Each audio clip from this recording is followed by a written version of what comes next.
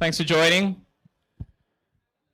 Okie dokie. So first of all, I'd like to thank everyone for joining us here. You guys might have been at the conference before, the Digital Asset Conference, or you might have come from anywhere else and stuff, but wherever you're coming from, we are all here interested in the blockchain technology that we're working in, or we're trying to work in. But let's start off today by acknowledging the Gadigal people of the Eora Nation, traditional custodians of the land on which we stand.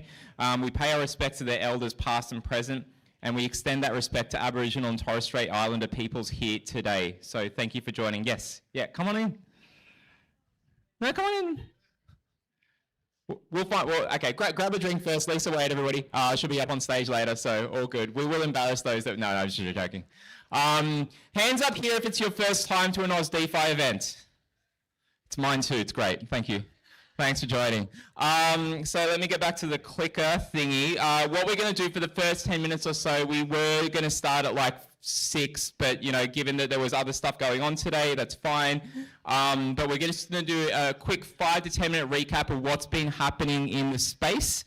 And we'll get some slides up on stage here. So the next one, there's a QR code. That QR code is there. It's got the Discord, it's got the meetup pages, our Twitter, LinkedIn, YouTube. It's a revamped YouTube. We'll see more of that. If you guys are interested in having probably the world's best looking backdrop for a podcast, you will see that soon and you can come join. So QR code, we'll come back to that. We've got a few things going on tonight, some updates from DAC. There's a few other things there that aren't on screen there. We've got some New Zealanders in here as well, so we're going to get some talks going on there. So there's a lot of people that have flown in for what's going on this week at the Digital Asset Conference. So first of all, for updates, Canberra had the Block Unlock conference down over there in our nation's capital. That was really good to see some different people speaking there and coming together in Canberra. We need to do a whole lot more of it. We're at the Parliament footsteps there. There was the stuff that was on yesterday, the Senate hearing from Andrew Bragg's bill. We know some people that have participated in that. So I think the replays are out, so you can go watch that. There are links to that. Chainsaw did a really good article. We'll get that in the next week's newsletter. The other thing that we had was day 1 of Digital Asset Conference, which was yesterday. So there was a whole lot of breakfast stuff going on, a whole lot of great speakers and roundtables, and it continued today at the Crown.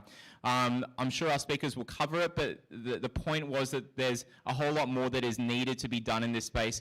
Whilst we are holding ourselves accountable to the scams and we need to do more, we need to figure out and come together to do stuff there.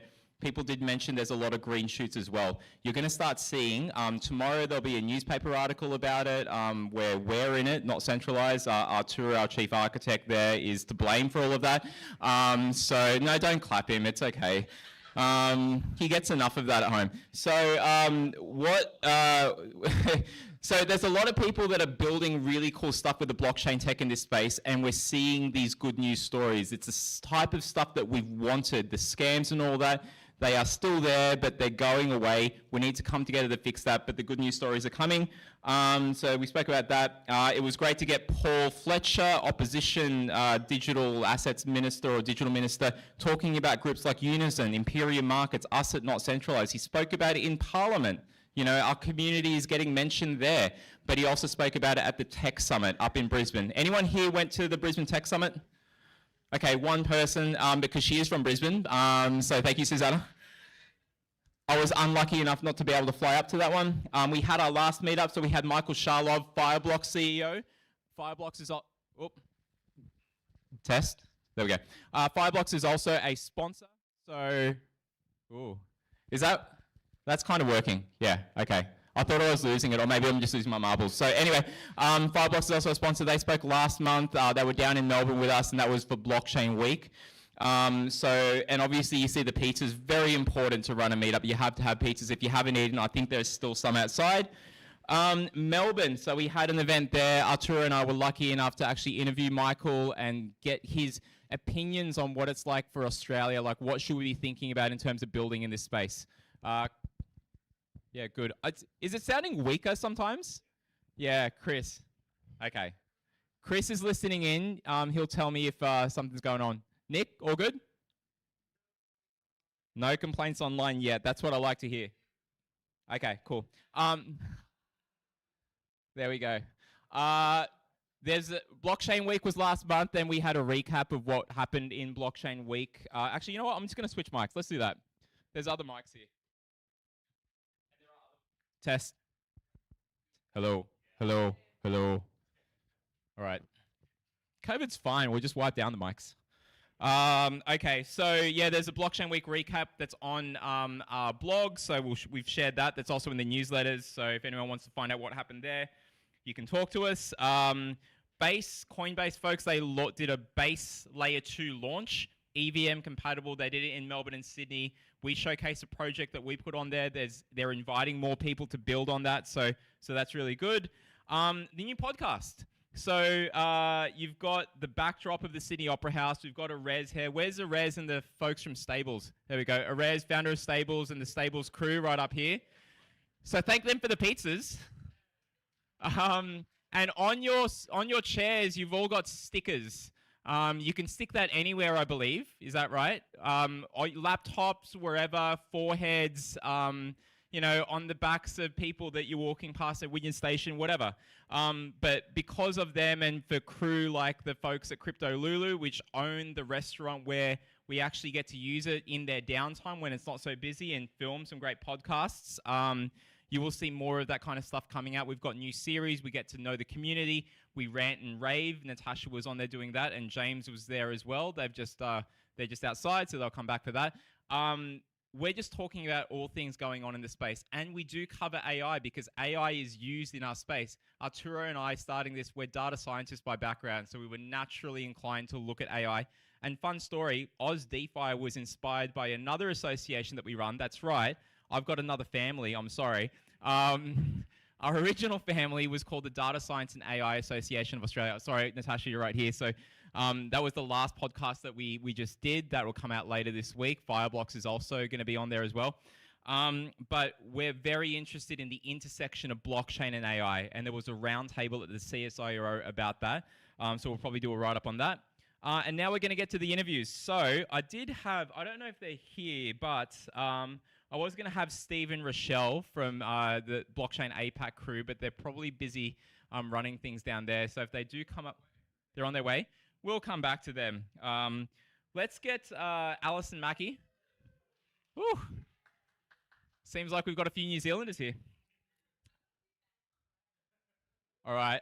You're going to tell us all about what is Blockchain NZ, the things that you guys are doing over there, and a couple of jokes as well, I think. Is that what you said? No? Okay. Okay, kia ora everybody. Yeah, so I've been harassed to talk and you didn't give me any information at all. So I'm Alison Mackey, I'm Executive Director at NZ Tech. So NZ Tech, we call it like the mothership of the tech industry. We're a not-for-profit, membership-funded NGO. And so I usually say we are kind of like, we represent the common voice to the tech industry. So we're the key portal between industry and government. So under NZ Tech, we have this beautiful thing called the Tech Alliance. And so we have things like FinTech NZ, AgriTech. I run 4 of the organizations. One of them is Blockchain NZ, EdTech NZ, Education, and IoT Alliance and Location Tech. So I do too much, way too much. But Blockchain NZ, basically, it's kind of like a blockchain in Australia. So I'm sure you're all very well aware of all of that sort of stuff. And so basically, what we're working on at the moment is trying to sort out the banks, trying to sort out the government, and I work really closely with Stefan and Kev. So they work for Callaghan Innovation, and they just started up a wonderful community called Web3NZ, which we partnered up with. So it's all about building community and kind of creating that hub. What do you want me to talk about? That's like the pitch I give to members. If you want to sign up for Blockchain NZ, you can visit my website, blockchain.org.nz. Startups are about... It might be. Here, try this one. Yeah. Oh my God. Is this working? Yeah, there you go. Maybe Is that better? Yeah? Yeah, that sounds better. One of the things that you mentioned, hopefully you guys can hear me, because for the people online, one of the things that was mentioned today was how startups in New Zealand, there's a group that helps them try to figure out like who they need to talk to in terms of regulation. Sounded pretty unique compared to what we've got here. Was that controversial? Even better. No. Okay, so what we're doing with Web3 NZ, Blockchain NZ, and myself together, what the discussions that we're having this week at the conference, it made me panic, in all honesty. I freaked out. I actually cried in one of the roundtables because I was actually terrified. It almost felt like a doomsday scenario in terms of like regulations, all the lawyers. And I just realized that if you put yourself in a position of a startup, if you were in that room, you wouldn't even bother to turn up because you'd just be like, AML, like travel, well, what the fuck are those things? I don't want to deal with it. So my perspective to help the startups is to kind of hold their hand. I'm not talking about a sandbox. I don't want to get into that conversation, but working together with the lawyers, with other key players in the industry, such as our wonderful Janine Granger, CEO of Easy Crypto, one of the OGs, learning from their lessons and setting up a little tiered system of, okay, what do you need to know? So you don't spend thousands, tens of thousands of dollars worth of lawyer fees. It's just not worth it. So what we're working on at the moment with Web3 NZ is setting up really simple, like kind of like a privacy pledge or like, no, code of conduct, sorry, to say like, this is what you need to know, we'll hold your hand through it, and kind of bringing together that relationship with all the key stakeholders in the industry. One of the beautiful things about being in New Zealand is that I have direct access to our ministers, our government agencies, our banks. They're literally around the corner from me in my office. You bump into them to go get a coffee. It's beautiful, it's wonderful. You know, we have all these lawyers that should be in competition, but they all go to lunch together. They're all on my executive council. So we're very, very, very lucky. And so what I really want to try and do is kind of set up that little framework of like hug our startups so that they feel safe to trial, fail within means, don't fuck up, but like create that little hub and then send them out into the big wide world and scale up. But that's one of the things I'm really proud of that we're doing with Blockchain NZ and Web3 NZ. Anything else? Like, it's just one of those things. And hopefully if we do it right, if Kev and I do it right, they'll put pressure on Australia to sort themselves out. And that's really what I want to do. And so Steve and I have talked at length about this. You guys need to collaborate together. That's the key. We're still right in the infancy of this industry. Yes, it's been around for a while, but people are still trying to figure it out. A lot of the conversations we had today was about what are the definitions, and we're talking about what is a digital asset. So let's all come together, actually figure out what we're talking about, be on the same page, so that we together can work through this. Because if we don't, I don't think we'll be around that much longer, in all honesty. A little bit doomsday, but yeah. But necessary. And, you know, just remember that C word, folks. Collaborate. Okay? And community and crypto. Or more collaborate. Oh, here's the other, I was talking, do you want me to say what I was saying to you before earlier today? Go ahead. Wait, which part? No, go ahead. Not the dustiness today. Okay. I'm a little bit dusty today, sorry guys. But there's one thing that I've had on my mind lately about Web3, and we're having these conversations about, you know, it's about ownership of data on the internet. But I think we're shooting a bit too far forward, talking about the metaverse and gaming and all these big things, but we actually need to start thinking about the foundational like layers of Web3. What is actually at the core of this? And I truly believe it's about digital identity and, you know, actually getting data right and all that sort of stuff before we think about all the big fun, frilly things that come later. If you think about, you know, the beginning of YouTube, we would have never thought of, you know, how it turned out to be, all the different type of content would be placed onto it. So I think placing Web3 in this metaverse box, it's a bit too soon when we're still trying to figure out the fundamentals. So that's why right now, I think it's really key to have those conversations, get everyone in the same room to say, what are we actually going to work towards together? And I think that togetherness is massively important, as is new batteries and a mic. So just on that, hands up the folks that have flown in from New Zealand. Hi, family. Fantastic. Make sure to connect with those folks whilst they're here. And if anyone is traveling, how do people, like, where's the easiest way to find you? LinkedIn, through the website, Blockchain, yeah. My LinkedIn's always harassed on a daily basis, so probably my website, blockchain.org.nz. You can, there's like a little comms thing that will go straight to my team and they'll forward me emails.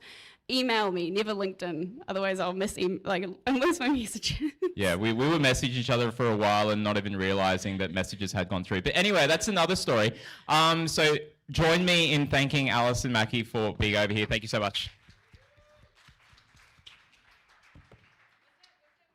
Yeah, perfect. Perfect. It's very ad hoc. Speaking of ad hoc, where's Ross from Ripple? Hey, come on down. You guys have been in the news lately. Has anyone heard of what happened with Ripple? Hands up. A few of you. We're going to get the lowdown. So I guess we emailed each other what we were going to kind of talk about and stuff. But feel free to tell us more about what you do over there and just what's the latest and greatest.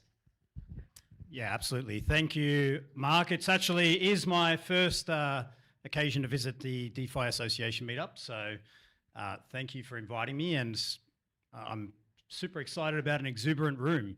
And it was great to see Alison before this. I commented to someone today as to how much New Zealand were present in today's digital asset conference. It was amazing. Every second person who stood up was from New Zealand, it seemed. So I'm very impressed. I was not expecting that. So I'm Ross Edwards from Ripple. For those of you who don't know Ripple, we are a leader in the enterprise blockchain and crypto solution space. We work with financial institutions predominantly, but other, the community and corporates as well on how to move, manage, and tokenize value. And we've been doing that since 2012. So we just passed 10 years at the end of last year. In terms of our market, our predominant enterprise market is a product called RippleNet, which is a cross-border payments product that we work with many financial institutions around the world to facilitate instant, low capital transfers and payments across borders around the world. We have RippleNet customers in over, I think, 55 countries.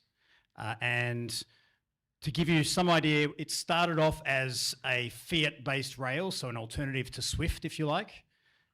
Some of you may remember back in the sort of 2016, 17 years, it was sort of like Ripple and Swift. In truth, we don't compete with Swift that much because we're more looking at lower value, higher velocity payment use cases that really aren't using Swift as an alternative anyway. It started off as those fiat rails. We then added in a plug-in called on-demand liquidity that settles cross-border through digital assets and specifically XRP. And so where previously I could use RippleNet, I have a funded position with, say, a bank or another entity in Philippines, and I can draw down upon that using instant pricing and instant settlement. What I can do with ODL is I don't even need to hold a US dollar or a Filipino peso position. I simply use XRP that we facilitate the transfer of. It gets liquidated in the Philippines market within 10 seconds, and the payout is funded. And so this network has now transferred, I think, over $30 billion across 20 million transactions so far, and continues to expand. In terms of Ripple Australia, I don't know if it's well known, but Sydney was actually the first international office or office outside the US for Ripple. So we opened up in mid-2015 before we realized that running a global business from Sydney is extremely difficult. We were managing the entirety of Asia, South Asia and Middle East, and waking up to 6 a.m. calls with San Francisco, it's a pretty tough gig. We are also, and not many people would know this either, the first company to sign up with Stone and Chalk here and have been here since day one. We're now up to 6 people, which is a huge improvement because we were down to 2 people 9 months ago, and you know how 2-people offices are a bit awkward, so it's great to get a few more people in. And predominantly here we're facilitating working with customers. Myself, I opened the office with many of you may know Dilip Rao, who's now running the DFCRC CBDC program. So we opened the Sydney office. He used to work for Ripple. Don't worry, he left on very good terms. We're still great mates. And I I worked across our payments business for some time, and I now lead all of our solutions and delivery across CBDCs. So I specifically wanted to talk probably about 3 topics that are top of mind, 2 being very recent and important, and 1 being CBDCs, because that's what I know and love, of course. The first one, a few of you may have noticed Ripple in the news recently around our ongoing relationship with the SEC, which has had its ups but mostly downs. For those of you who don't know, SEC filed a lawsuit against Ripple and some of our executives in December 2020. And I think it was a couple of days before Christmas. So I thought that really started off the tone. I think it was, the 22nd or something like that. Alleging that we were violating securities laws for sales of XRP. And for those who don't know, Ripple utilizes the open source public network XRP ledger and its native asset XRP extensively in our products. I think 2 weeks ago, or a little under 2 weeks ago, the judge, so this has taken 2.5 years, so for any lawyers in the room, it's been a wonderful experience. It's been hugely expensive, but the judge handed down an initial ruling that has been a milestone moment for Ripple, and I think more importantly, the broader crypto industry, particularly in the US. And the major finding out of that ruling is that XRP as a token in and of itself is not a security. Now, this is extremely important. There's a lot of talk of, so first of all, I should highlight that some of that ruling was that some institutional sales that Ripple made was determined to be a security, and that's an ongoing matter that we're dealing with the courts and SEC. But the fact that XRP as a token in and of itself is not a security is now law in the US. As of now. And this gives us huge clarity. And you can imagine there's been great celebration and relief to some degree within Ripple on that. But I think what's been most impressive is the number of people from the industry globally that has reached out and been excited about that. And actions such as many US exchanges, such as Coinbase, relisted XRP within hours after this ruling was handed down by the judge. So it shows the importance of this to the whole industry, not just to Ripple. And from a Ripple perspective, I think first things first, it enables a lot of our executive team to free up a little bit more focus and time, I hope. As you can imagine, it's been hard to get the attention, particularly of Brad, our CEO, and our head of legal over the last couple of years.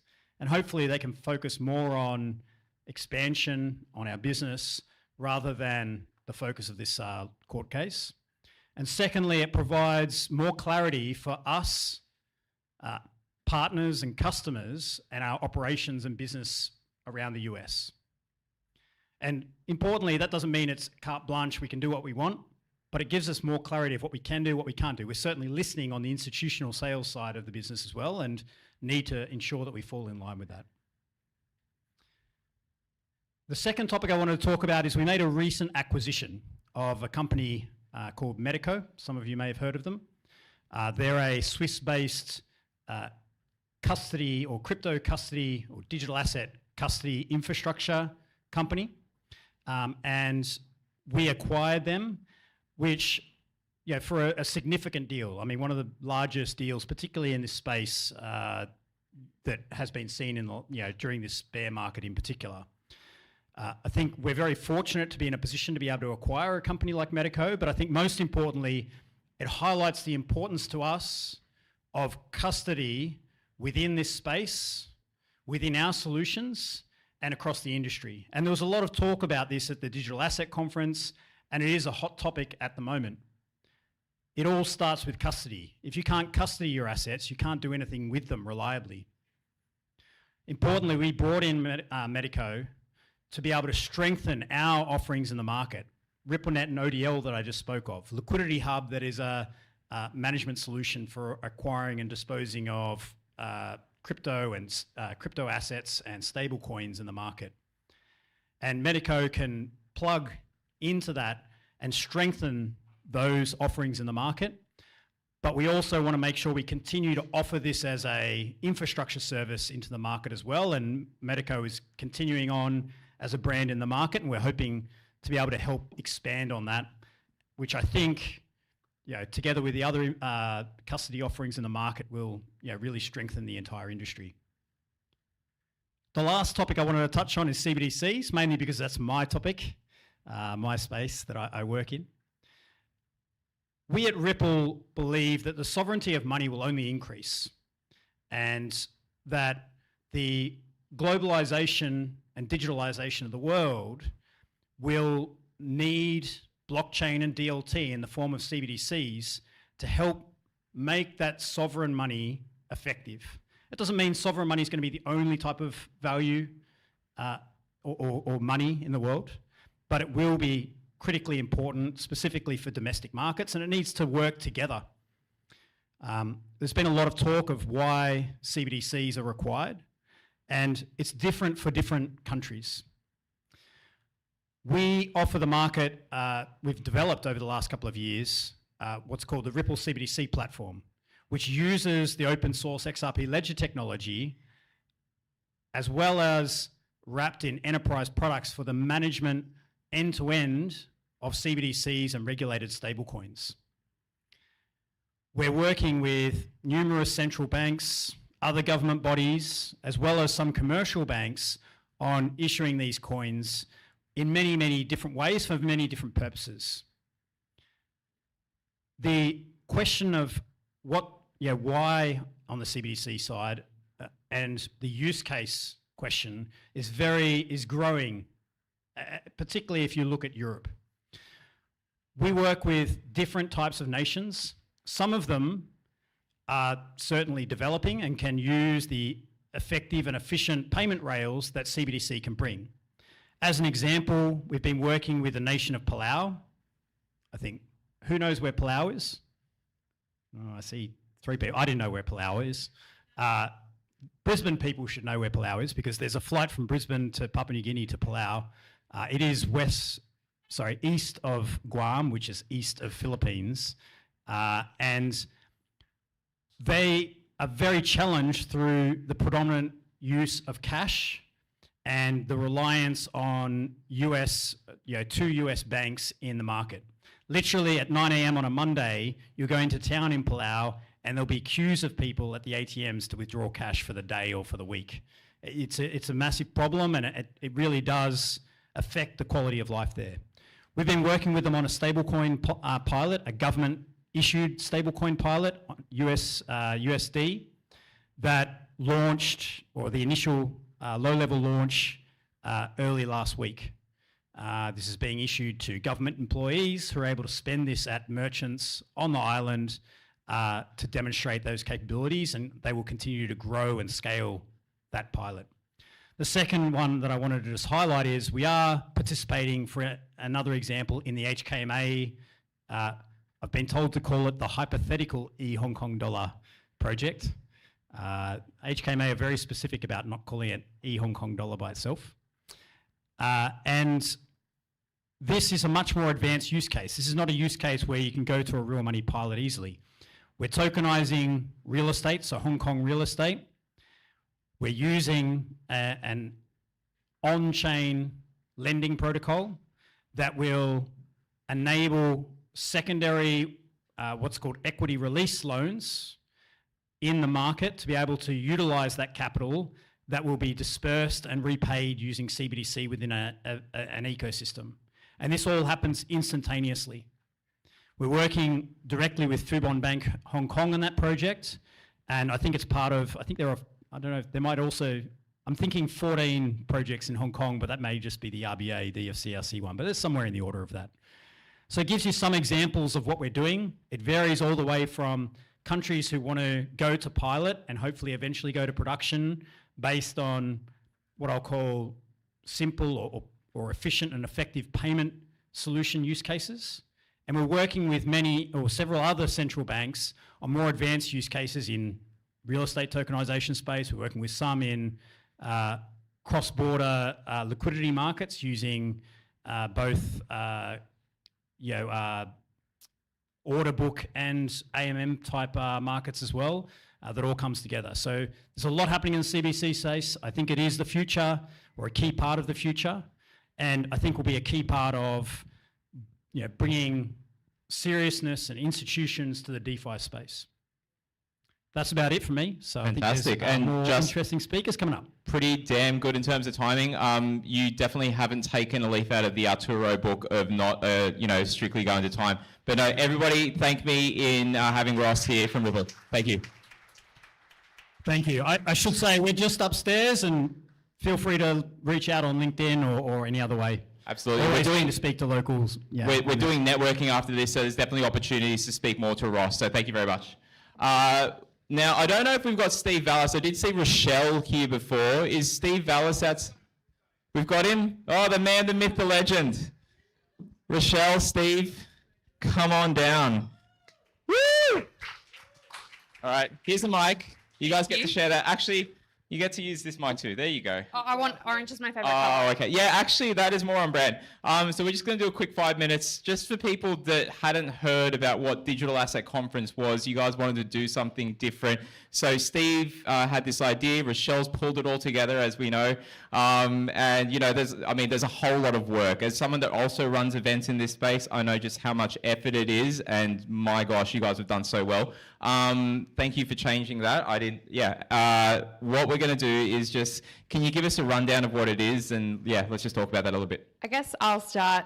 Unfortunately, this time around, it was my idea. So I pitched to Steve and said that it all started with the gala, unfortunately for everybody. I had the genius idea of the top 50 impact list that we are going to be announcing tomorrow. And I sort of said it'd be a great idea to do this. I wanted to do the digital asset version of the Brownlow. I know we're in New South Wales, but I wanted to have a countdown and have the ball gowns and have everyone dress up and have a really good time and treat it kind of like the Brownlow, because I've always wanted to go but have never been able to afford. I think it's an $11,000 ticket if you're a pleb like me. So that was the idea initially, and then we sort of kind of brainstormed and said we can't really have a party without a purpose. So we then sort of just I don't even really know how our ideas kind of come about. They just sort of naturally flow. We spend too much time together, and a lot of the times we kind of throughout the year come up with ideas for things and then buy the URL for them. So in my GoDaddy account, there's probably about 20 different URLs that Same here. could potentially become ideas in the future.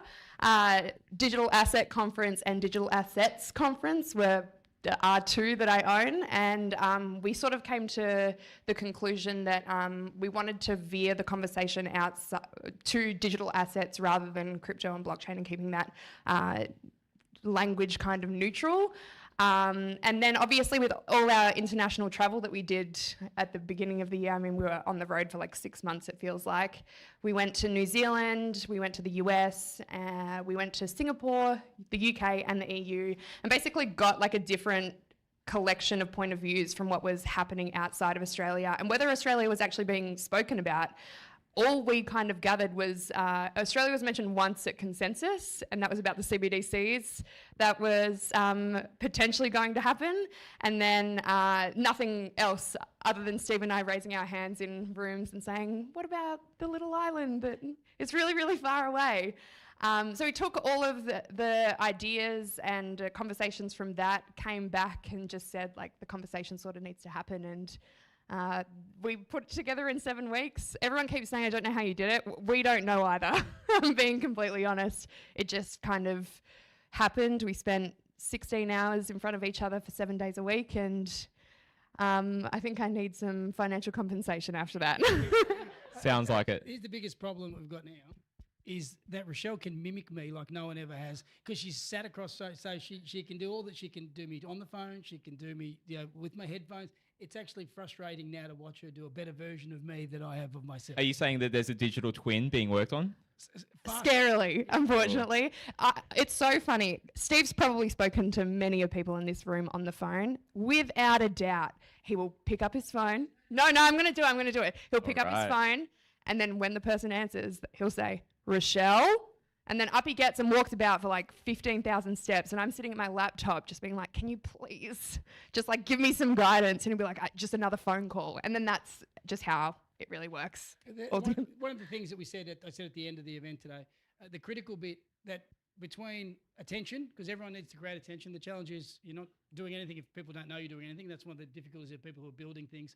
The other part that was critically important for us was we needed to make sure that people were comfortable in the rooms. And the nature of these rooms, these are open rooms. Anytime the Oz DeFi crew does stuff, you're willing to walk in the rooms. A lot of the conversations we've had, people aren't willing to walk in the rooms. And it's why it might have felt exclusionary, but it wasn't. The truth is we'll try and entice people into safe space rooms, which are no less safe than this, but they need to feel comfortable. And so, that process was the reason it was difficult. And when people said, I would like to be there, I said, you deserve to be there. The problem at the moment is small spaces, regulators, conversations that make people nervous. We knew we had to curate that. And I can justify it and we can justify it because, we did NFT Fest last year. That was 1,000 people. Blockchain Week, all these things, they've been open. This is the most closed we've ever done. And it was by design in order to hopefully get more of those people into rooms. So there's been a bit of method to the madness. I think there's definitely going to be some, every time we run an event, we always think about what's the feedback, how can we do better? Even if it was like, Mark, that was the greatest event you've ever done. It doesn't feel like it because it still needs to be so much more. So we're really glad that you guys put this on because we need to have these hard conversations. We talked about the scans, we talked about regulation, and we're going to talk about that on the next panel that's coming up. But just where do we go to next from this? Obviously there's rest and recuperation and maybe in a beach island somewhere so you can get Steve's voice out of your head. But where to next, Richelle? Somebody actually asked me like what the plan was after this, like a 3-week rest and come back to it. Usually I take a month off after I do an event, by the way. I think after NFT Fest I disappeared for 2. I went back to Western Australia and my family were very thankful. But I said to somebody recently that my plan is we'll be back home in Melbourne tomorrow. I'm going to see the Barbie movie. I've avoided spoilers for a week because I want to see Barbie without any spoilers. That's my plan, and then I'm back at work on Monday, so who knows? Oppenheimer, anyone? I'm going to do Oppenheimer as well. I want to do the double feature. No spoilers if anyone's seen it, because I've fought really hard on Twitter with that one. Steve, Barbie or Oppenheimer? Walking aimlessly through streets again, looking like I don't know where I'm going. That's my plan for Saturday, Mark. Sounds good. Well, everybody, thank Join me in thanking my way with words. Steve, Richelle, thank you so much. I'm so sorry. Freudian slip. I'm going to get Arturo on stage here, which is really dangerous. If you've ever had to give away your private keys and just be nervous for a few minutes, this is exactly what I'm feeling right now. So Arturo's going to join me on stage. We're going to get Natasha up here, Lisa, and Chengyi from Chainalysis. Where are you? Come on down. You guys will have to share 2 mics there. Hopefully they're working okay. I think they're on. And now we did agree on some questions, but it's Arturo's, so it's like a roll of the dice. We're going to get something different, maybe.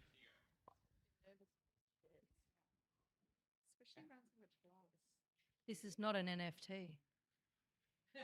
It could be.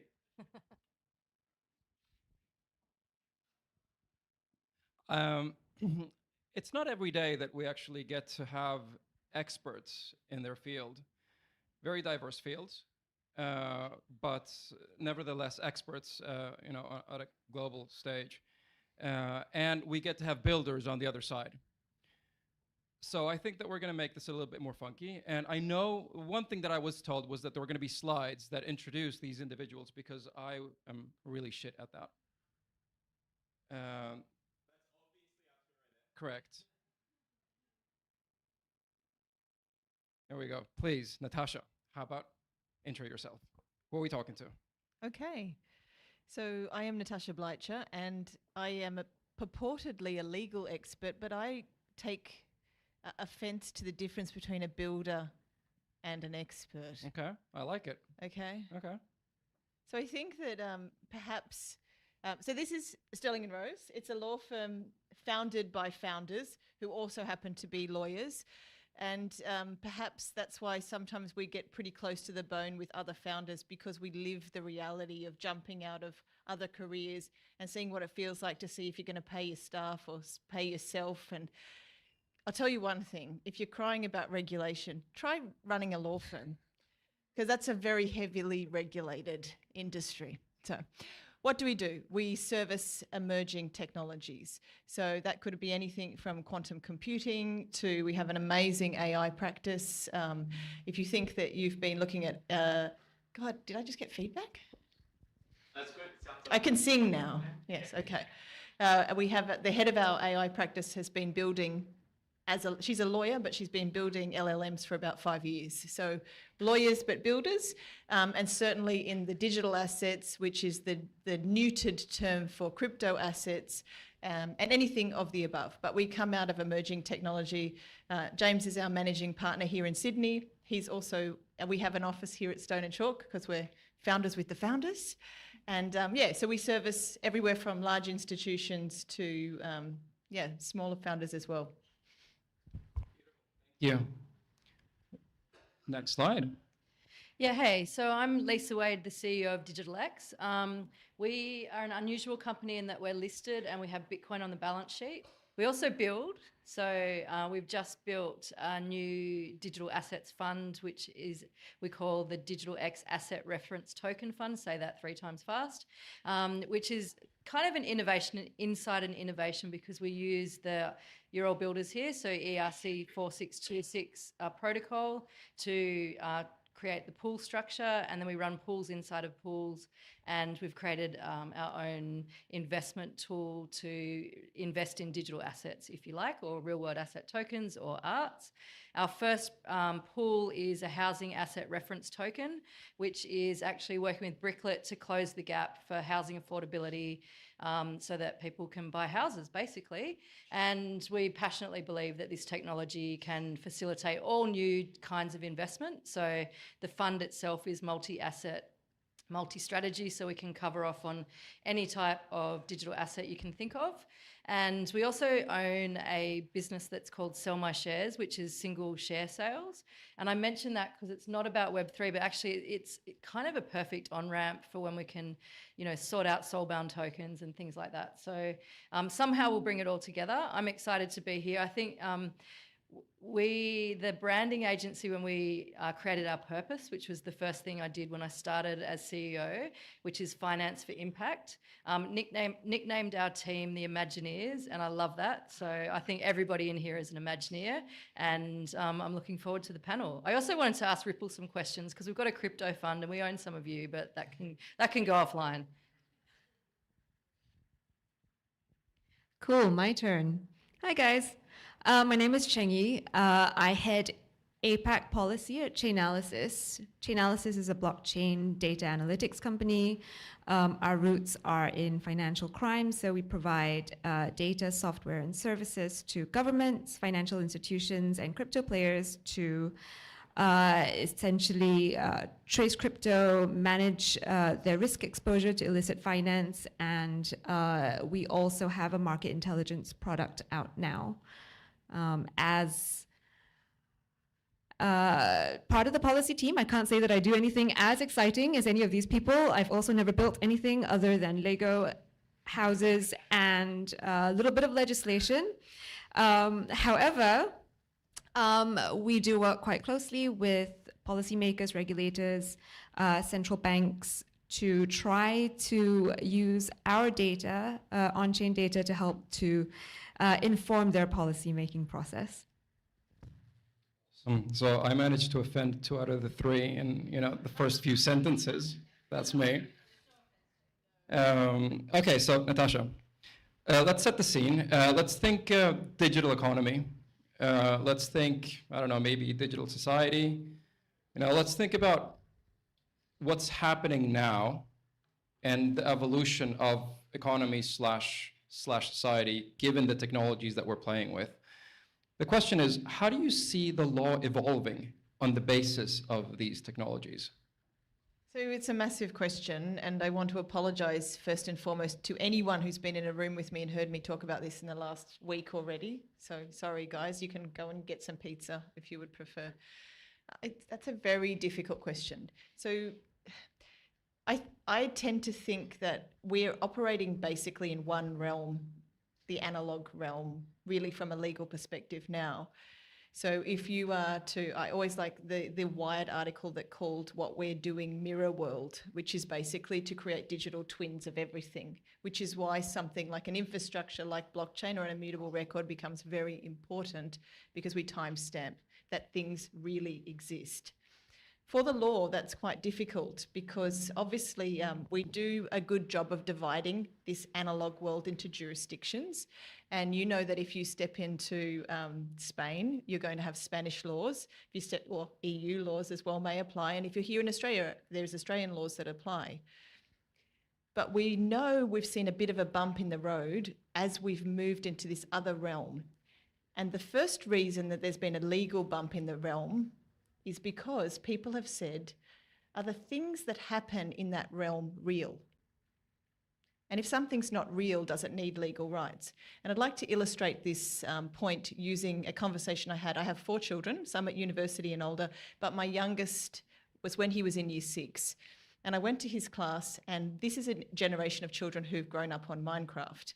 And there is a legal position that came from senior people in the UK markets, and they said that digital assets are property. And this exact legal point, which is a significant legal point, was made out by children very easily. So I went to speak to my son's class, and I said, hey guys, do you think the things that you play with in Minecraft are real? They said, no, they're not real. Okay, I said, do you mind if I come in and take away your in-game assets? Of course I care if you come in and take my in-game assets.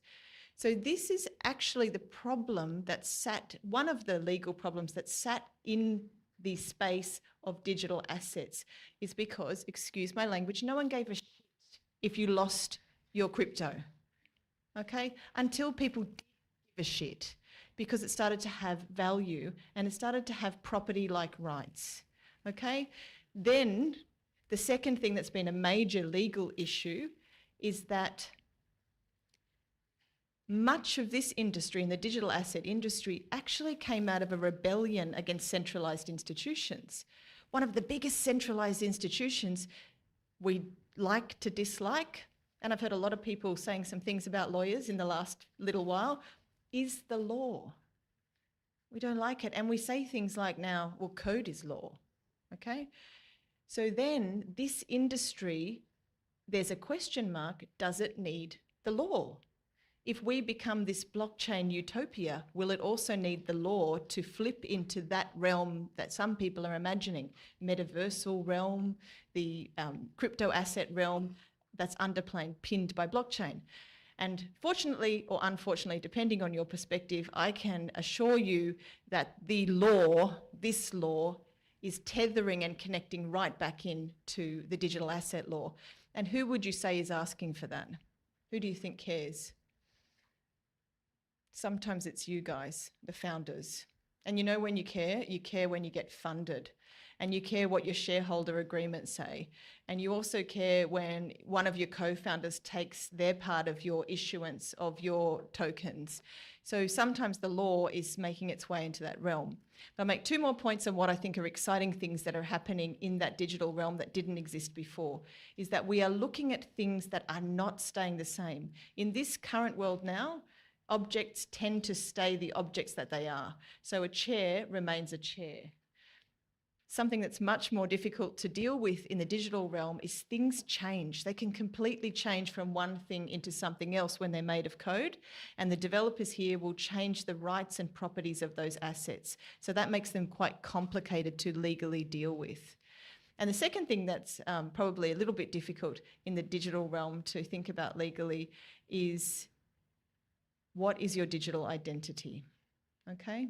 And I will finish on this point, which is to say we do a lot of work on AI, and what is something that we're trying to legislate for at the moment and regulate is what is the future of you and your personhood and your digital twins, because the AI will be embedded in you. Okay. And people say yes or no. Is it this generation? Is it by next generation? I put it to you, there's a very good chance that you will have embeddable tech and you will have AI in yourself.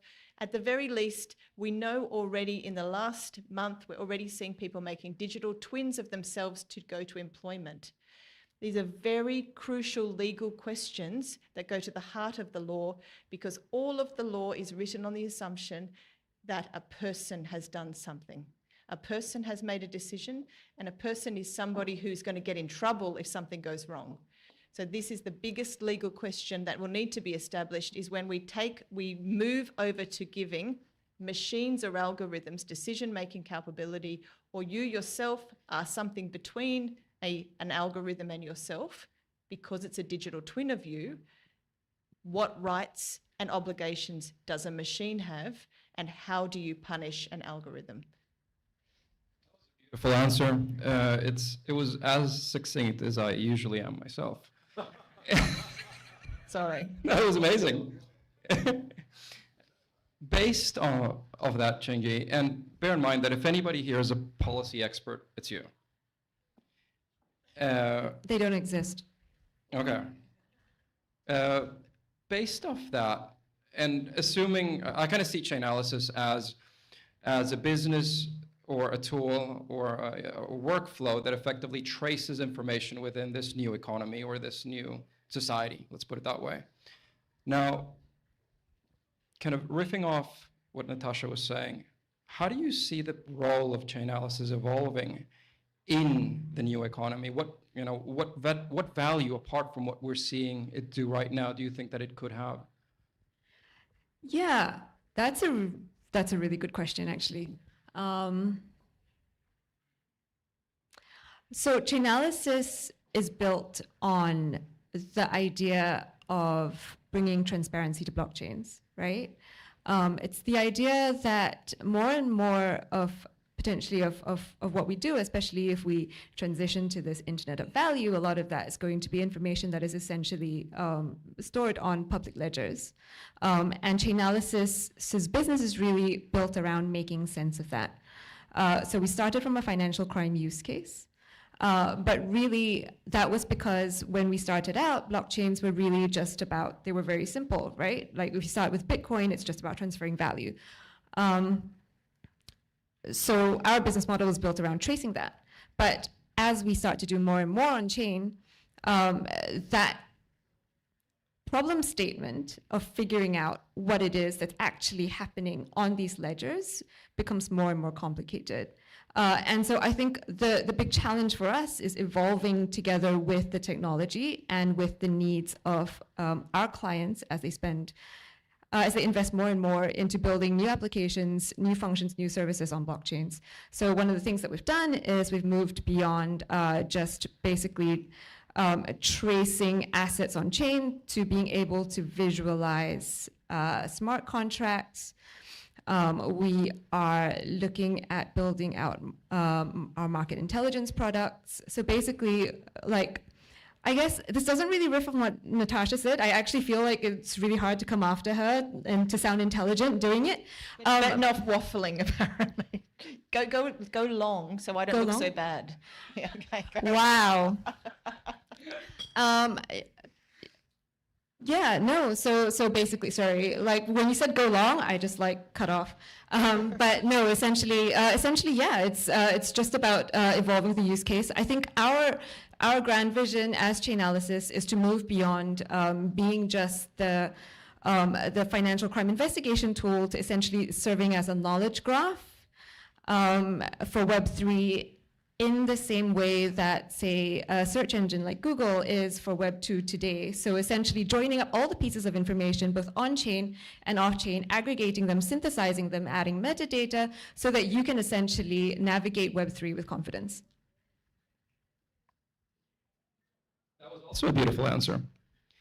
Lisa, I think that your experience is quite unique because you're effectively running, let's call it a real digital asset business, unlike many other so-called digital asset businesses.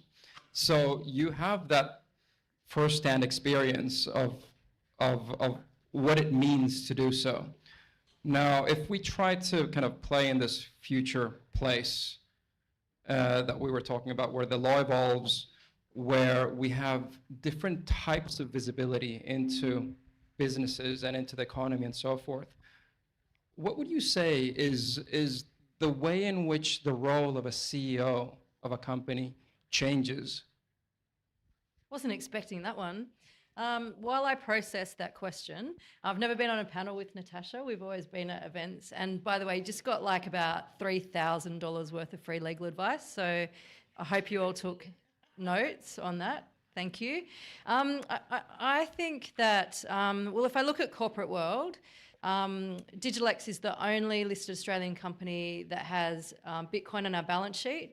And then I look at my job managing that treasury. I think Caroline Bowler said it today, worrying about security on digital assets is your worst nightmare come true. And I think every CEO in Australia will have to learn how to manage digital assets on their balance sheet, learn how to transact in that currency.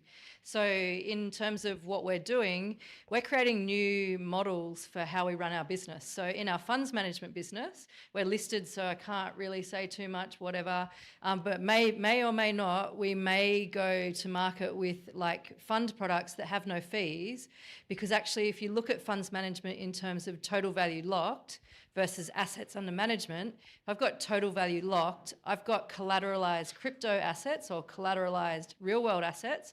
I can earn a yield on those. I no longer have to charge fees in the way that I traditionally do.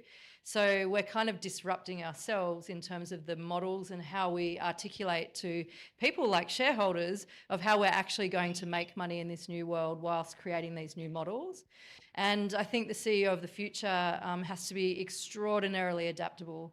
And I think that as consumers move, like we do have one part of our business that is a share sales business, as consumers move to this digital identity, that's going to be a double-edged sword. Much easier for KYC, AML, I'm obsessed with soulbound tokens, yes, let's go there.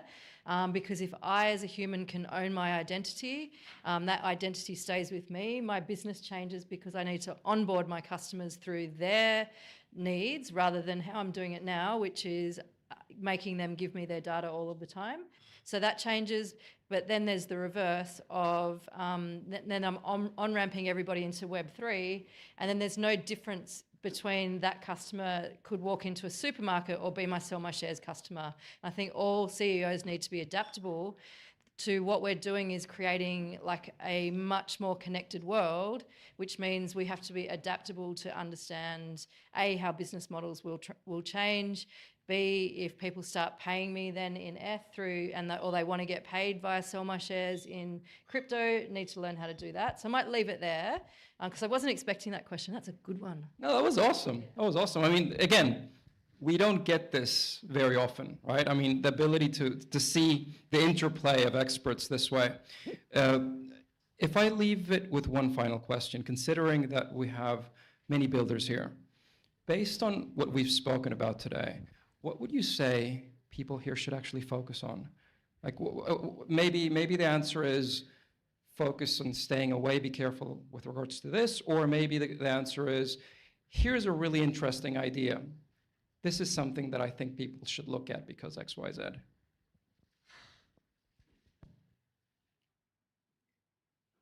Trying to think if I should give a funny answer or a serious answer. I'll go with a serious answer. I will give a serious and unpopular answer, which is if you really think you're going to go big, I think be very careful in your funding rounds that you put money in your financial models for legal the whole way through. And if you're intending to do something particularly that involves digital assets are a form of money at its most basic. And because of that, they will be seen either as financial products, or if you're doing gambling and gaming, there's regulation there. You're playing in areas of law which the law has decided over many years are quite serious and need to have consumer protections. So you need to be careful. There are criminal liabilities associated with getting these things wrong. There are civil liabilities associated with them. There's accessorial liability. So even if you aren't the boss, even if you're not the CEO and you're involved in some of these projects and you start operating markets that deal with something that looks like money or is a financial product, you can get into a lot of trouble. So that's my serious answer to you. Maybe I'm being a bit of a mum again. Just put your legal money in. Don't get too cross at the lawyers. You know, we need to eat as well. We probably don't ask for free build very often. So, you know, we can hug you, but we don't hug for build, but we can hug you too. But we also, you know, like it when you pay us. So. Is that the question was for all of us? Oh, wow. Okay. So I would say the one thing that everybody should think about, and this is me speaking from my position as a policy person, I think this is really about engaging with policymakers. I think what we've seen, especially after the events of 2022, is an acceleration in momentum in terms of the regulatory frameworks that are being rolled out. The challenge is that digital assets, as we've talked about, like, it's an amorphous concept. One thing is not always one thing all the time, and it is not very clear what that thing is at any one point in time. So it doesn't fit very neatly into current regulatory paradigms. And what's essentially happening is that policymakers and regulators are also grappling with how to regulate the sector. And then there are lots of catchphrases that are thrown out, some of which are more constructive than others, but they generally center around like trying to figure out what the risk of an activity or an asset is, and then trying to layer on similar regulation as currently applies in the traditional financial space. Sometimes this can have unintended consequences, sometimes this doesn't adequately take into consideration the risks, but either way, once the regulation is set in stone and in law, whether it's suitable or not, you can get into a lot of trouble if you don't comply. So I really feel like this is the time for everybody to engage. And part of this is an educational process, right? Both trying to understand where the regulators are coming from and trying to educate the regulators on essentially what you guys are building, why it's different from traditional finance, and how that should be taken into consideration in the policies that are emerging. And this is just going to become more and more important, I feel, as the line between financial and non-financial continues to blur. So yeah, that's my one takeaway. So like, engage with policymakers if you don't want to have to put extra money into your legal fund. So I'd say build, build, build. As you can tell, I'm the entrepreneur, not that you're not, but build, build, build. And Joseph Campbell says, the privilege of a lifetime is being who you are. So build what you know and be the subject matter expert in what you know. So when Natasha talks about that chair, I see something completely different. I'm a career fund manager who happened to work in a bank for a little while, so I learnt a few things there about rules and regulations, but I've always been regulated. The first thing I do when I start a business is get an Australian financial services license, but I don't see that chair the same way. I see it the way I see it as an investor. I see the potential for the digital twin of a cash flow. How much can I charge for that share? How can I tokenize the cash flow over that? Because that's what I know. So surround yourselves with experts around all of the different people who are going to see that chair differently. But if you want to create an investment product that invests in shares, do that. But Arturo might do ZK roll-ups. And if we all together be who we are and build what we know, then we'll build this great ecosystem. So I just say build and be you. And always have purpose, because I'm also a yoga teacher, but we'll take that offline. Okay, guys, I want you to further appreciate what just happened here. Again, this was completely off script. And I think that the reason I enjoyed it so much was because it was off script, and it shows your capacity to actually think on your feet and give an honest, true, or on beautiful my ass, answer. because I'm sitting. No, that was fantastic. Apologies for going off script. Guys, please give these ladies a fantastic round of applause. I'm sure I need to sit down. That's enough. My goodness. Frustration, anger, hatred. These are just some of the feelings that I have when I work with Arturo. No, I'm just joking. But I love him because he's so clever. He's like a beautiful mind. Oh, can you hear me, Chris? You cannot hear me. You know what? Because the mic was off. So there we go. Hey, there we go. So sorry, folks at home. You missed that joke. It was the funniest one ever, and the crowd agrees. So the next one we're going to get up on stage, we're going to bring up Nick Bishop, one of my other co-conspirators. He's right at the back, so he's going to come up on stage here. We're going to talk investors. We've got David from Primal Capital, Ash from JellyC. We've got Samar from Talos, somewhere here. Talos. English, my word's no good. So what I just want folks to remember, before we go on, if folks are outside, could I get some of those folks outside to come back in? This is the final panel. And for folks that have to leave, that's okay too. Anyway, I'll go do some cat herding, and I will leave you with Nick. And one of the other things I want to leave you guys with is make a lot of connections tonight, okay? Don't drop your keys, but if you do, make connections. Nick. And audit some smart contracts after you drop your keys. Thank you to our sponsors at Hashlot. Hey, noisy fuckers outside, there's some very important people on this panel. We'd love you to come in and listen to them, or just be quieter. And I can swear because it's our organization. Anyway, really, really happy to have these guys here. Some of them have traveled extremely far, namely Samar, who's come down from Singapore. So I've got Dave, I've got Samar, I've got Ash. I am also going to go off script. I know I sent you some questions to prepare. Well, I mean, you didn't prepare them anyway, let's be honest. But in keeping with Arturo's message, I'll just go completely off script. So super, super quick intros. Dave, Kinetic, Oxif, Primal Capital, Samar, Deutsche, BNP, Barclays, Goldman, KPMG, Ash, Deutsche, JP Morgan, Harvard, and Grindr as well, which was like an interesting one. A great platform, by the way. Ash, thank you for all the effort you put into that. Thanks for introducing to it. It's good. Look, I was a selfless participant in the POC. Love the product. So lads, you're all investors / very, very close to investing community. There'll be some investors here, obviously, and I think a lot of the reasons why people get involved in crypto and involved in digital assets is the appeal of something that might go up. But I wanted to ask you, what are you most excited about? Maybe Dave, start with you. What are you most excited about that's coming across your desk? So brief intro as well to Primal while you're at it, but after that brief intro, and I'll put your slide up in a second, what are you most excited about coming across your desk as a VC in this space? And here is your shilling slide. Can someone get onto the shilling slide? Chris, can you do that? Mark's disappeared. Anyway, you go, and the slide will come up, Dave. Is this thing on? There we go.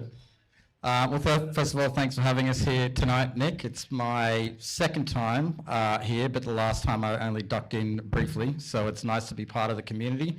A brief intro on Primal.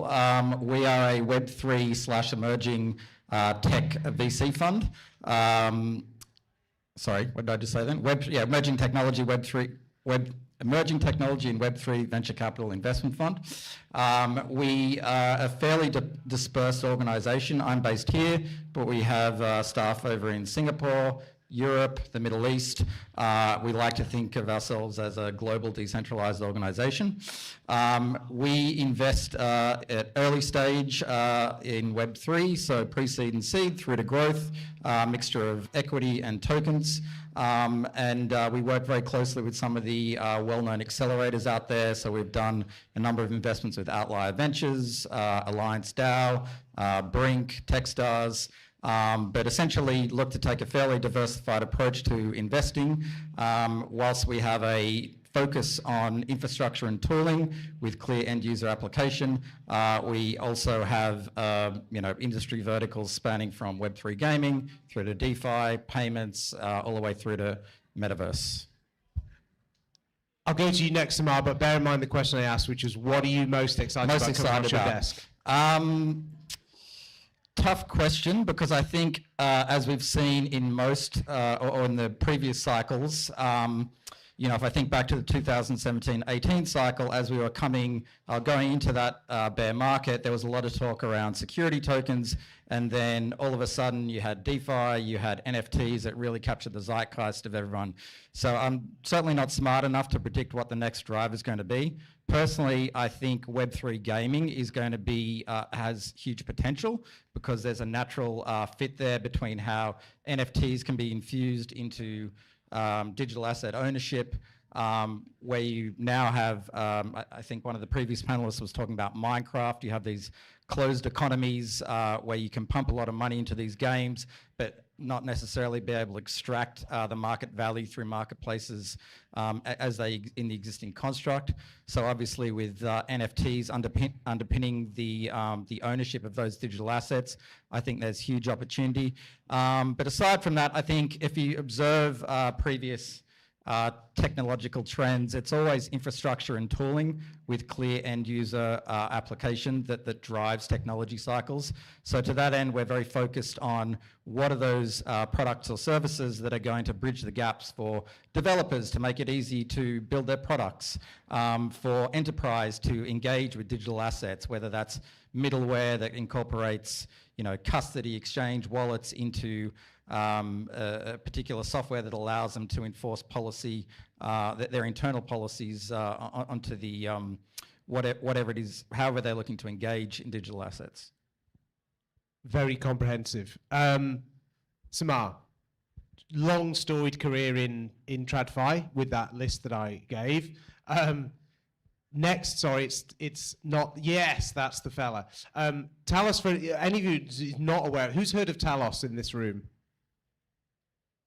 Yeah, so minority. So you've got plenty of reasons to come down to Australia for business development to make sure every single hand in this room goes up. But amazing platform with Talos. Briefly, for those that don't know, what is it trying to do? And what can it do that shits all over anything that you've seen in other areas of Web3? Yeah, thanks. Thanks for having me over here, guys, and nice to meet you. So Talos is a B2B software provider, and we are serving only institutions. So the institutions that we serve are hedge funds, asset managers, banks, broker-dealers, some of the exchanges that you use maybe using our underlying technology in the background. And the reason why, and we're very much focused on trading infrastructure. And the reason why we exist, and the reason why companies like our software is in the old world, when firms trade equities and FX and in traditional world, when you or I want to buy a bit of crypto, we can go to an exchange like Coinbase or one of the local exchanges and buy $1,000 worth of crypto.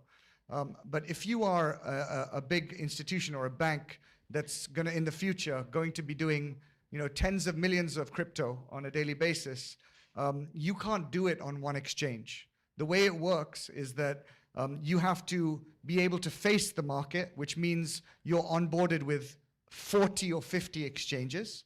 And then when you have that tens of millions of dollars of trades, you don't send them all onto one exchange. What you do is you break that up into tiny pieces and send that to many different exchanges so that the price doesn't move against you and you have slippage. And you have to prove to your end customer that you got them best execution.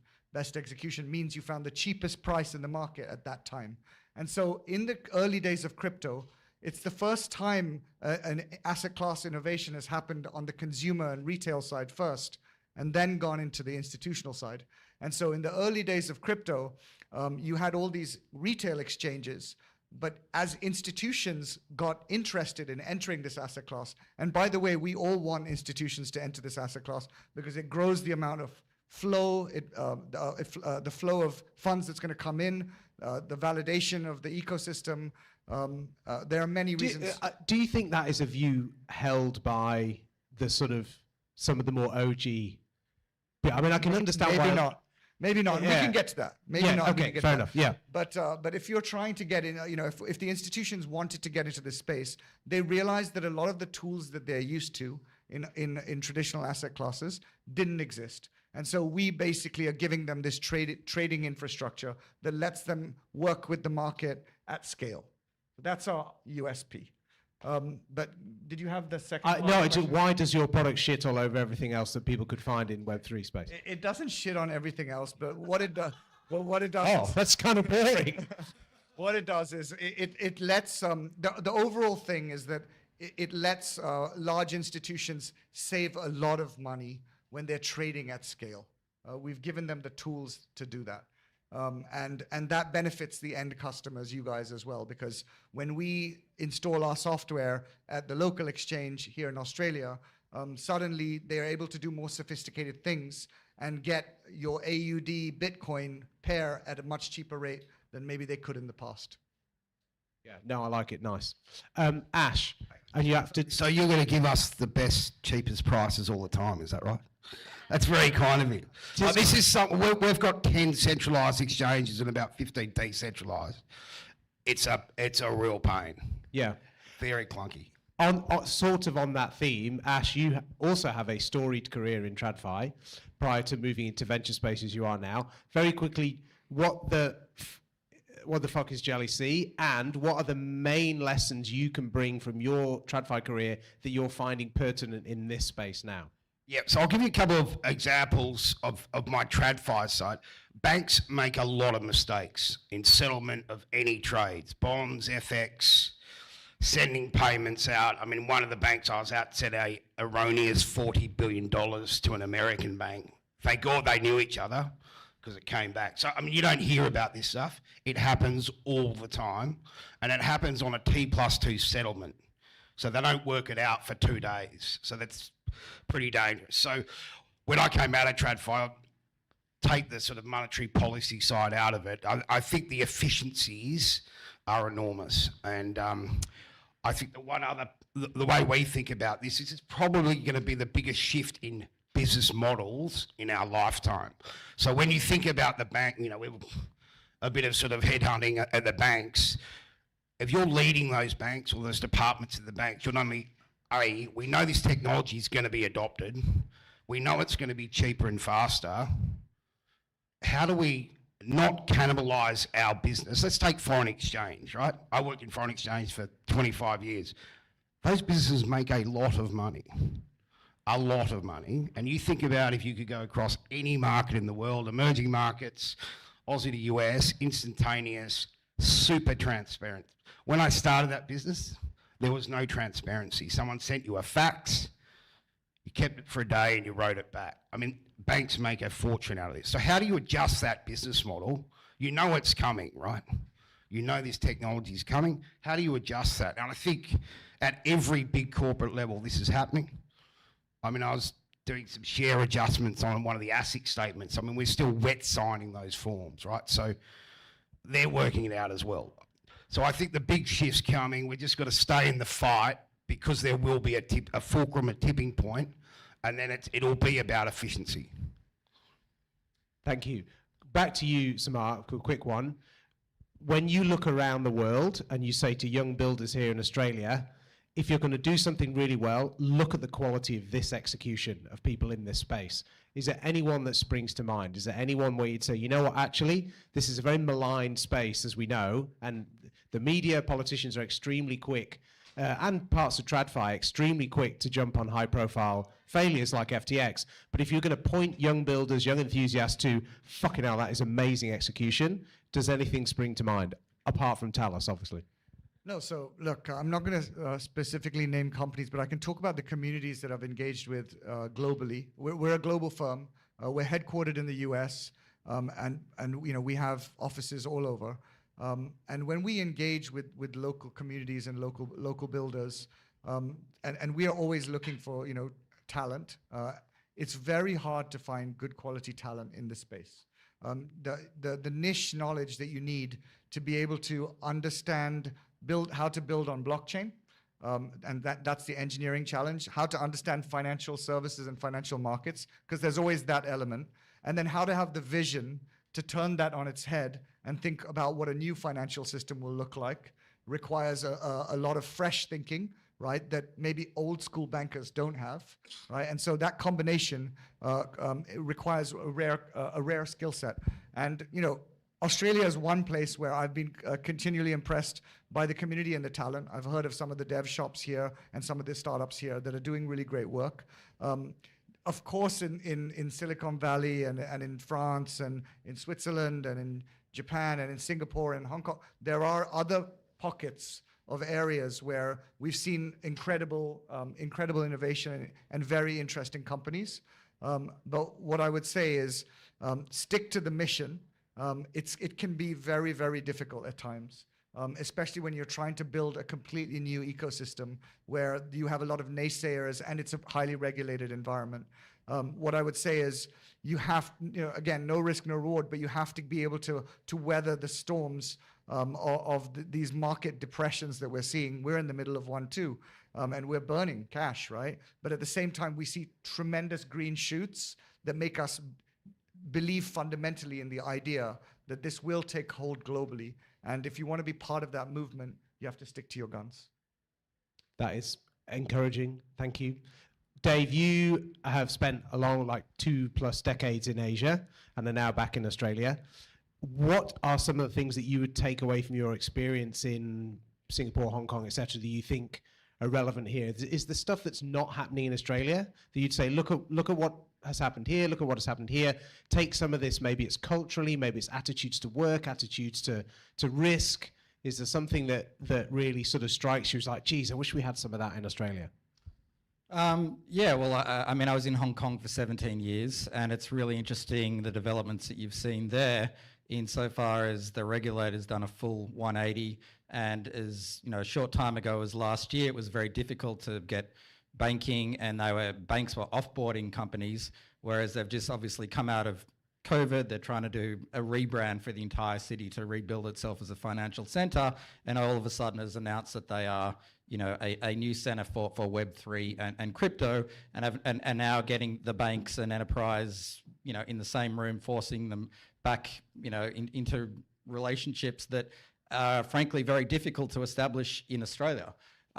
You know, we as a business have been able to set up banking partnerships, but they're all offshore. We you know, getting banking onshore is very difficult. We've obviously heard recently of banks, I think it's CBA, making it very difficult to send money to and from exchanges, etc.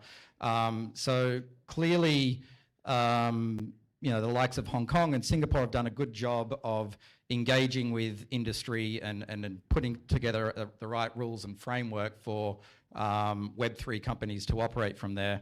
I was in an interesting room yesterday with Samar. We were talking about some of the challenges in Australia, and one of the key points that came up was you know, this token mapping exercise that they ran last year, and one person commented that you know, that was very much an exercise just to fill the air. There wasn't really any concrete objectives that came out of that, because at the end of the day, Australia's just going to be a follower and not going to be a leader in this space. So, you know, I think Steve as well made some comments earlier about, you know, being irrelevant when you go to a conference like Consensus. So Australia is, I think it's got a really strong community here, and I've only been back in Australia for about a year, so still very much trying to assimilate myself into the community. But you know, you don't really read about Australia leading the way offshore like you do the likes of Singapore, Hong Kong, ADGM and Dubai, and now even London. So there's definitely a bigger role for Australia to play if the community can really get together, have more engagement with government to set policy and really, you know, see more breakout companies. Like obviously Immutable X has done a fantastic job of putting Australia on the map, but we need more unicorns for, you know, the world to really look in. And I'm going to finish up with this question to you, Ash. and pulling back on that banking point, I feel like today in the DAC session, a lot of folks kind of wanted to ask, so why the fuck is crypto being debanked in Australia? What's the deal? I mean, obviously you have a long background in banking as well. I would not ask you to say anything that is, obviously damaging in that sense. But why do you think, what are some of the contributory factors of the Aussie debanking? I think it's only Cuscal left in practice really where you could even have a hope of sort of starting afresh with a transactional account. Why may that be happening? And is there a role actually for offshore banks here, or in effect, do you run into the same challenge of having to be an ADI and toe the line? Yeah, I'm not a payments expert, but I think it's all about reputational risk. And I've done some consulting at one of the local banks. They've got a great business model, right? They don't want the reputation damage. They make 85% of their P&L out of mortgages and lending. They don't have the infrastructure or the surveillance. I mean, Chainalysis should be piped in there, and but they don't have the setup yet, right? And you could see from some of the bankers on the panel today. I mean, they're frustrated, right? And it's just about reputation. I mean, obviously the percentage of bad actors after it's left our shores. I mean, that's not really the bank's problem, but it's an Aussie bank touched it. They see that as a reputational risk. No, understood. Go. They've also got some prudential, they've also, probably boring to most people, but there are some Basel III recommendations for prudential supervision that banks can't have exposure to more than 1% of crypto assets on their balances. So there is some other, Yeah, but I mean, it wouldn't be, compared to their balance sheet, it'd be less than 1, yeah. Fair. Don't defend these bits. No, I'm joking. I'm only joking. Go. Yes. 1 second. Hang on. This gentleman is somewhat credentialed. Somewhat. I was going to say, it's a public policy from the Australian government often to be a fast second mover.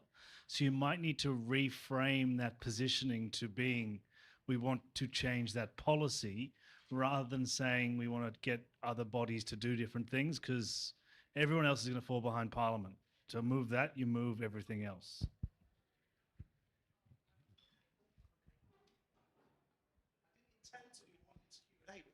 It's just kind of happened. Okay, what's your name? Where you come from? My name is Ree, and I specialize in AML. So please don't hate me for saying this.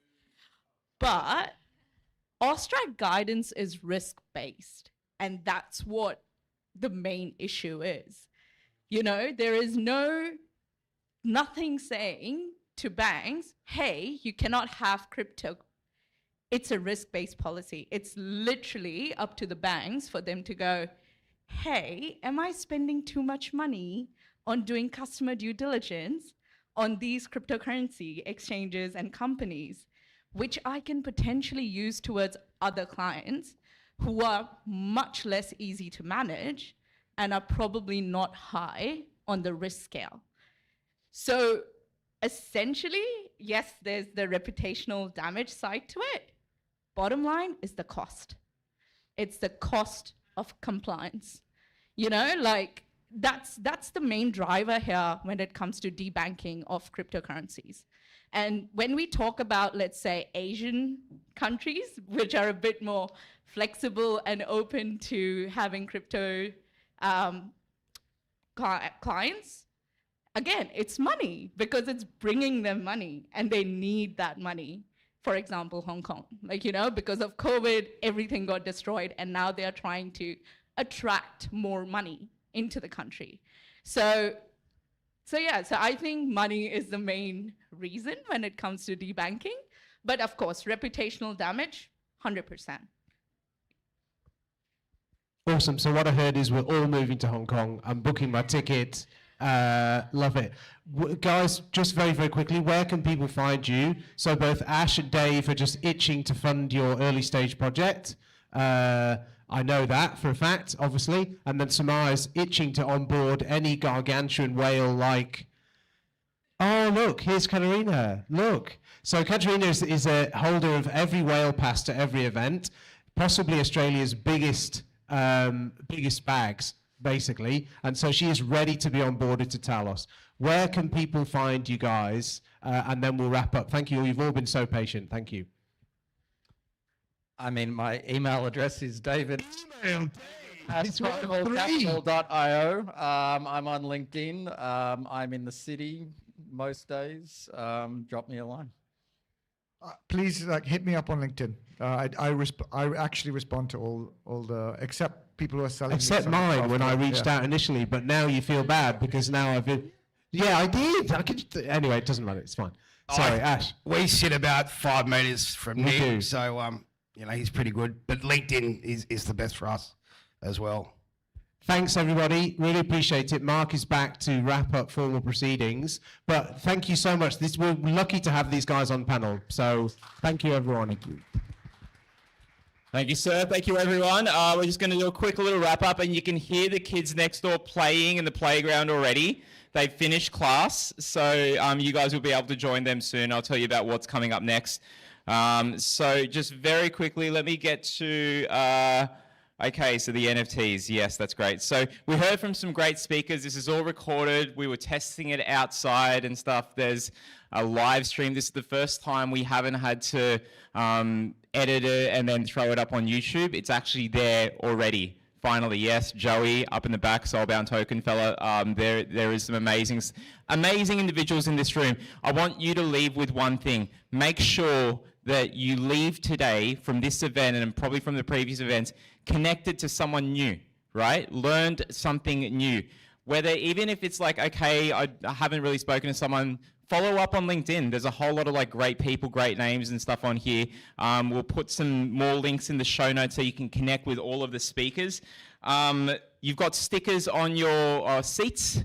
That's thanks to Stables. They're one of our awesome sponsors. So make sure you stick that on.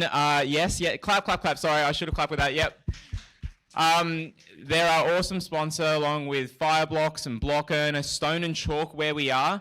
We've got Sensen as an amazing sponsor. City of Sydney, we're hoping to announce something with them pretty soon. I'm just waiting for the check. So there's going to be some amazing things happening. I do want you to remember to pick up a copy, or if you're online, the Australian tomorrow, because there's going to be some stories from us in there about the pilot project that we did with the RBA and how it's affecting the construction industry. So there'll be something really interesting there, real world use case. Grab the stickers, thank our sponsors. What's happening now is please take your drinks next door. We'll continue there. Chris and I are going to wrap up and put all the camera and gear and stuff away. We will, if there are people sticking around, we go down the road. This is York Street, just outside here.